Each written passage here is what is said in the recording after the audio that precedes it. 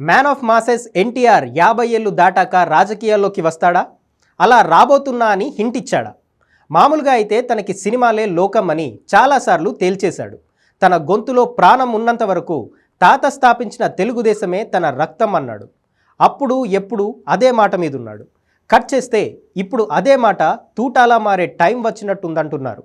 కారణం తాను ఎంచుకున్న కథలే. రీసెంట్గా ఎన్టీఆర్ని సందీప్ రెడ్డి వంగ కలిసినప్పుడే ఈ విషయం తేలినట్టుంది.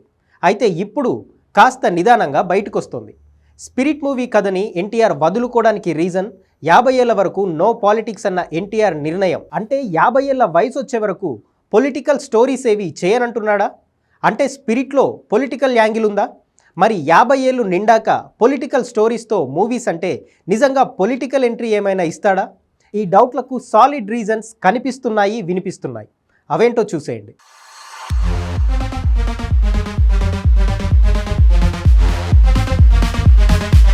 Man of masses NTR political entry ఎన్నడూ క్లియర్గా తేలలేదు. వస్తాడని రాడని ఇలా ఎవరి లెక్కలు వాళ్లకున్నాయి. కానీ ఫ్యాన్స్ మాత్రం తనే ఏపీకి కాబోయే సీఎం అని నినాదాలు చేయటం ఎన్నోసార్లు విన్నాం, చూశాం. విచిత్రం ఏంటంటే ఈ మధ్య బాబాయ్ బాలయ్యతో అబ్బాయి ఎన్టీఆర్కి మధ్య దూరం తగ్గిందన్న సూచనలు కనిపించాయి. ఏపీ మినిస్టర్ లోకేష్ తన తండ్రి స్థానాన్ని త్వరలోనే భర్తీ చేసి ఏపీ సీఎం చంద్రబాబు ప్లేస్లో కనిపిస్తాడనే అంచనాలు ఉన్నాయి.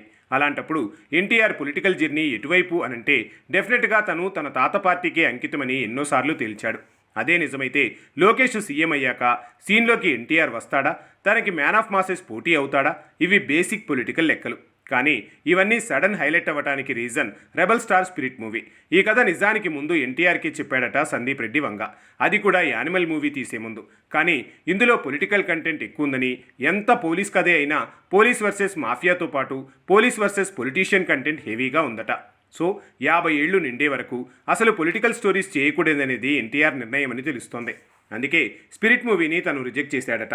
ఇక్కడ మ్యాటర్ స్పిరిట్ కథని తను రిజెక్ట్ చేయటం కాదు, రిజెక్ట్ చేయడానికి తను చెప్పిన రీజన్ 50 ఏళ్ల వరకు పొలిటికల్ కంటెంట్ ఉన్న స్టోరీలు చేయకూడదనేది ఎన్టీఆర్ నిర్ణయం. అంటే 50 ఏళ్ల తర్వాత పొలిటికల్ కంటెంట్తో మూవీలు చేస్తాడా? ఇంతకీ 50 ఏళ్ల వయసు అనే కండిషన్ ఎందుకు పెట్టుకున్నాడు? అంటే 50 ఏళ్లు నిండాకే తను పొలిటికల్ జర్నీ స్టార్ట్ చేస్తాడా? అప్పటి వరకు తన రాజకీయ ప్రస్థానం సీరియస్గా మొదలవదా? ఇలాంటి డౌట్లు పెరిగిపోయాయి. ఫ్యూచర్లో తను టీడీపీలో జర్నీ చేస్తాడా? తాతదారిలో నడుస్తాడా? అసలు తను ఏం చేస్తాడని ఇప్పుడే అంచనా వేయలేం. కానీ 50 ఏళ్లు నిండే వరకు పొలిటికల్ మూవీస్ చేయకూడదన్న తన నిర్ణయంతో ఆఫ్టర్ 50 తన పొలిటికల్ ఎంట్రీ కన్ఫర్మ్ చేసుకుంటున్నాడనే టాక్ వినిపిస్తోంది. పవర్ స్టార్ పవన్ కళ్యాణ్, తమిళ స్టార్ విజయ్ లానే 50+ ఏజ్లో మరో స్టార్ పొలిటికల్ ఎంట్రీ కూడా ఉండబోతుందని కన్ఫర్మ్ అవుతుంది. స్పిరిట్ మూవీ రిజెక్షన్లో ఈ విషయం బయటపడిందనే ప్రచారం పెరిగిపోయింది.